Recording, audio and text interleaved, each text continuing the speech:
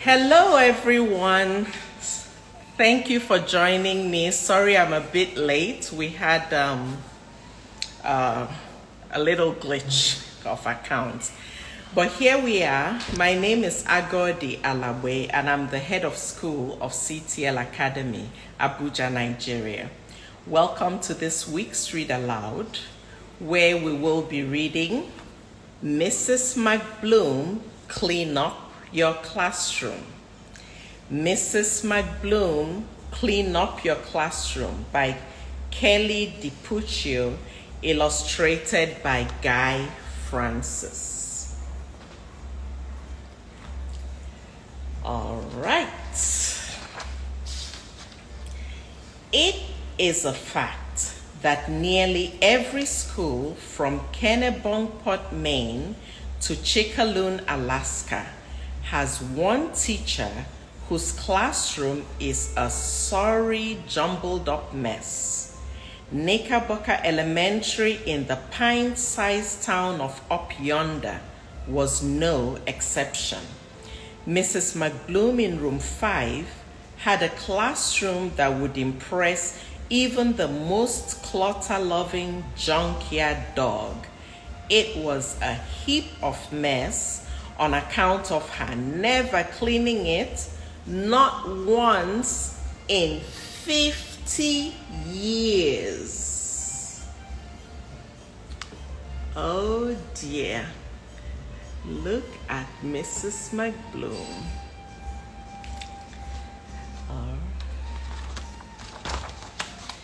Every year, Mrs. McBloom's students yammered, "Mrs. McBloom, clean up your classroom." For decades, Principal Pumpernickel pleaded, "Mrs. McBloom, clean up your classroom." 22 janitors came and went over the years. They all grumbled, "Mrs. McBloom, clean up your classroom."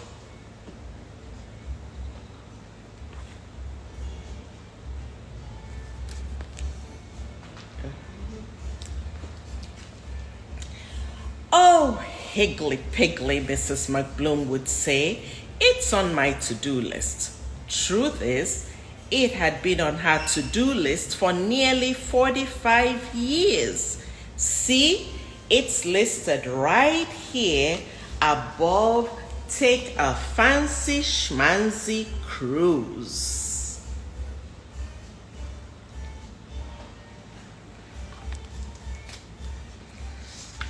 Hi, Nene. You made it. Room 5 hadn't always been an eye-popping, heart-stopping disaster. When Mrs. McBloom first started teaching, long before that Armstrong fella set his tootsies on the moon, it looked like this.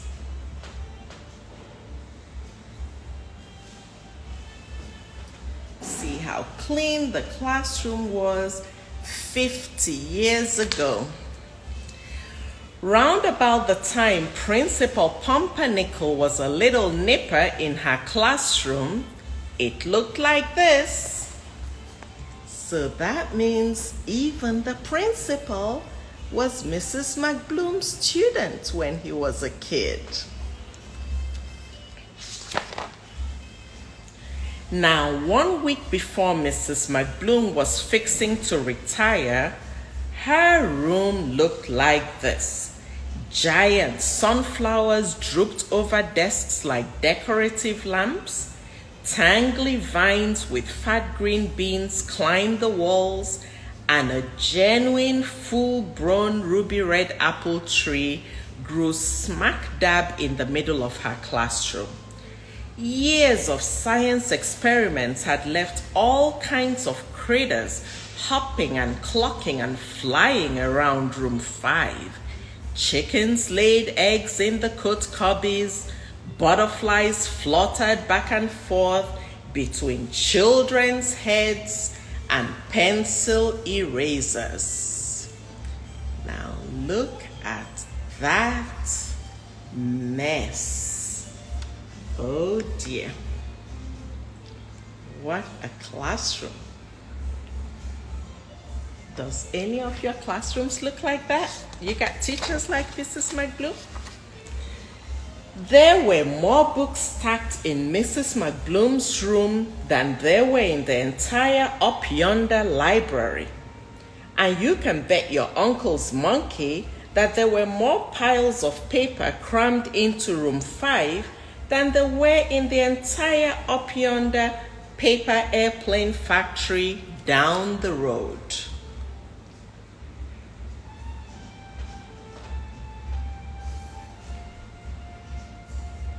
What a mess. Now, something drastic had to be done right quick. Sweet young Miss Bumblesprout was preparing to take Mrs. McBloom's place in the fall. Miss Bumblesprout fretted, "Mrs. McBloom, clean up your room, pretty please."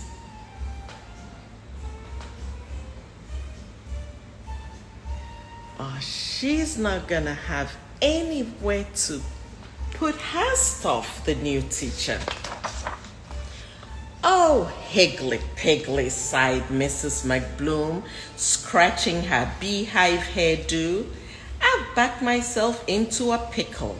How am I ever going to get this room cleaned up in a jiffy?" The rooster perched on the piano belted out a hearty cock-a-doodle-doo. "That's a humdinger of an idea, Rudy. Much obliged," said Mrs. McBloom. Mrs. McBloom moved a cluster of frogs aside and wrote an assignment on the board.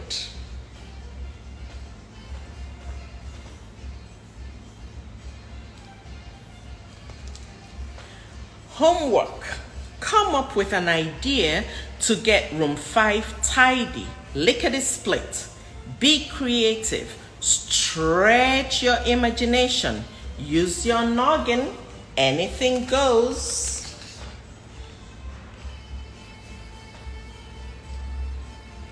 She sure needs help. By the end of the following week, the whole class was bursting with excitement. One by one, kids came to the front of the room, just past the mushroom patch, but before the fountain of unclaimed mittens and Jim Snickers, to share their ideas. Sam Wigglesworth had invented a super-duper picker-upper thingamabob. It can pick up from 0 to 10 in 60 seconds. Lily Lumpkin suggested Mrs. McBloom hire a magician. I think she'll need one.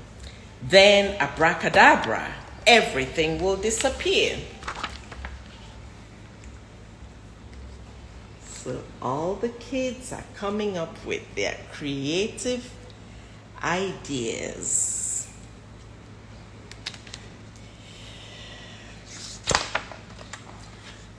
Cooper Butterbaker brought in a herd of hungry goats from his daddy's farm to demonstrate their voracious appetites. They once ate a rusty pickup truck in 3 hours flat. On and on the ideas kept coming. Mrs. McBloom recorded them on the chalkboard. Georgia Pitchpit was the last student to raise her hand. She stepped over the world globe, shooed Cooper's goats, and unrolled a colorful poster board. Help Mrs. McBloom clean up the room day. All of Up Yonder is invited. Saturday, 10 a.m. If each citizen shows up to remove one item, room 5 will be tidy, lickety-split. Free eggs and apples to everyone who helps. By Georgia, that's it, hollered Mrs. McBloom. A dilly of an idea.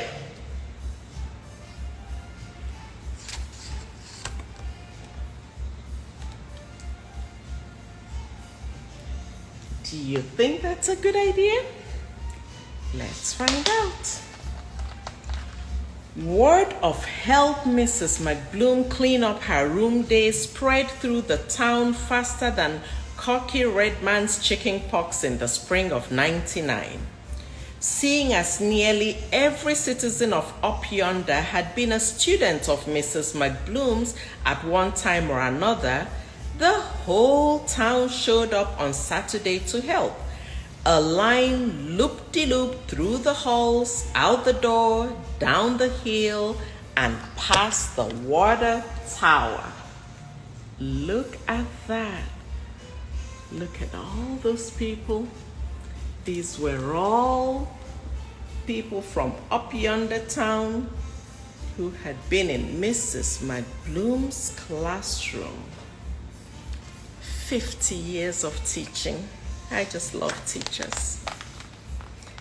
Single file, folks moseyed through room 5, picked up one item, and moved on.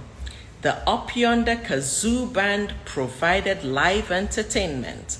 The PTA passed out free refreshments, and Mrs. McBloom got to personally shake hands with all her former students. She bawled like a baby in wet breeches. Oh.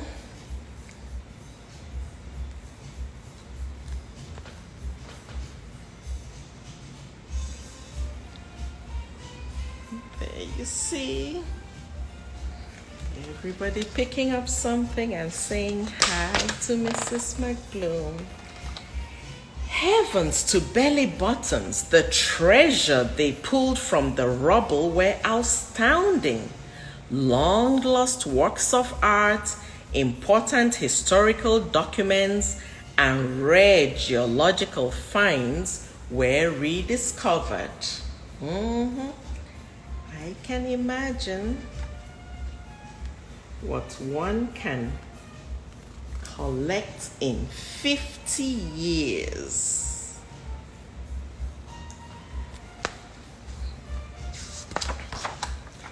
The Up Yonder parade of pickers went on plucking for hours.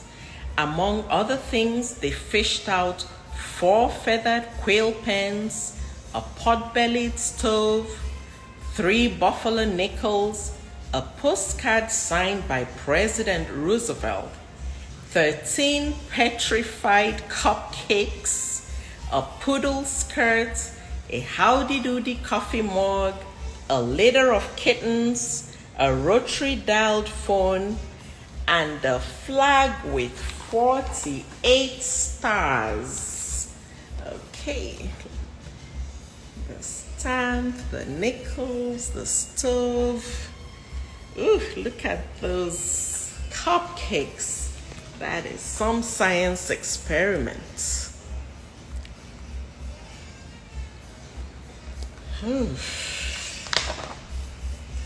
Clay Potter found his library book. It was 35 years overdue. Fanny Freckle found her Elvis Presley lunchbox. Her lunch was still in it. Phew! And after 20 years without them, Billy Brown Buckle finally got his glasses back. It's a miracle! I can see!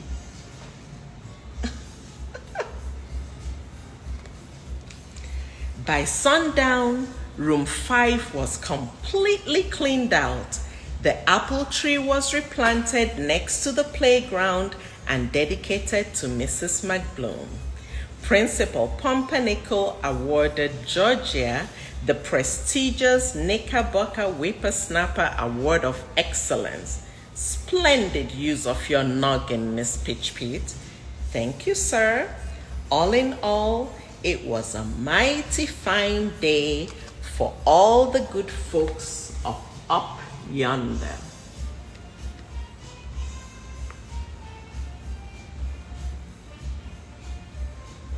Okay.